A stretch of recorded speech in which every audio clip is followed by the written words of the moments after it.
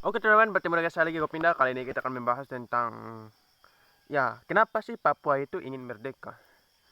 Itu yang gue ingin kalian jawab dulu ya, secara naluriah kalian tuh akan menjawab apa?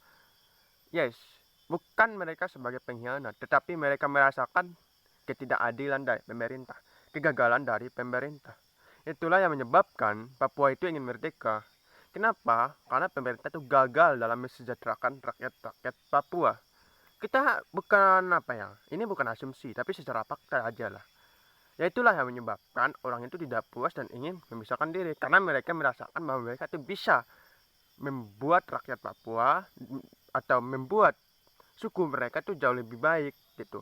Itulah yang menyebabkan mereka ingin merdeka, dan itulah agenda pemerintah itu tak mau lepaskan Papua.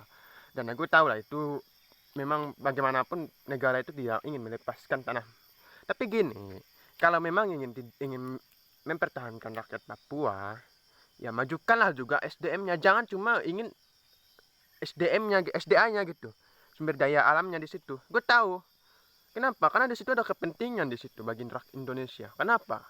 Yaitu untuk dimana mereka kan ya itu tadi untuk memanfaatkan SDA, sumber daya alam Papua.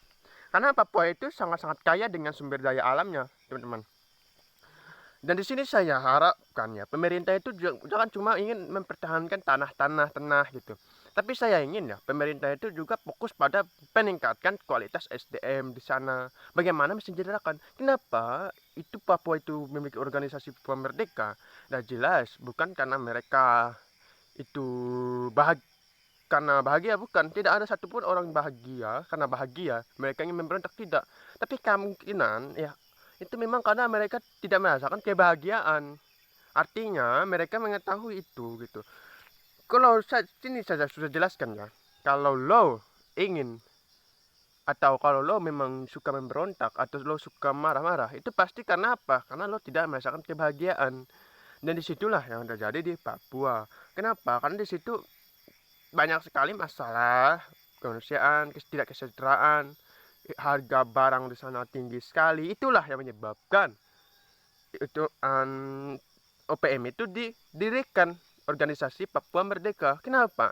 Karena pemerintah itu gagal mensejahterakan rakyat Papua.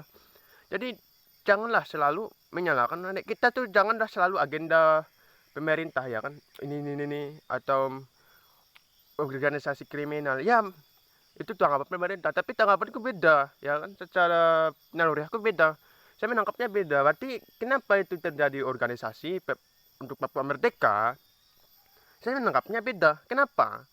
Karena gue lihat itu memang kalau di Papua itu banyak yang tidak sejahtera rakyatnya banyak yang miskin di sana, banyak yang itu data ya, berita-berita yang aku temukan. Saya belum pernah ke sana, tapi lihat berita aja gue sudah tahu. Berarti itulah masalah utamanya, karena pemerintah itu gagal mensejahterakan, ya gagal. Dan cuma kita tahu lah agenda politik ini kayak mana gitu, demi kepentingan. Tapi saya mohon lah, untuk cara berpikir itu jangan satu arah saja gitu. Untuk lihat arah sini, kita tuh jangan selalu mendengarkan satu suara, dengarkan banyak suara supaya kita tuh temu titik terangnya. Kita tahu apa masalah di sana. Dan gue tahu bahwa ini nggak mungkin lagi sulit dimediasi karena semakin memanasnya OPM dengan pemerintah. Tetapi gini, ya kalau memang ini usahakanlah untuk memediasi atau berbicara dengan pemimpin OPM. Kenapa? Memang ini akan sulit, tapi itu kita harus buat kesepakatan supaya bagaimana cara mensejahterakan rakyat Papua gitu. Karena apa? Gue yakin bahwa sesuatu orang yang ingin memberontak itu pasti ketidaknyamanan atau ketidakpuasan dalam merasakan kepemimpinan pemerintahan gitu. Itu selalu terjadi gitu. Menurut data aja tuh mengetahui bahwa memang pemberontak itu terjadi karena tidak merasakan kepuasan gitu. Dan saya mohonlah pemerintah untuk memperhatikan ini.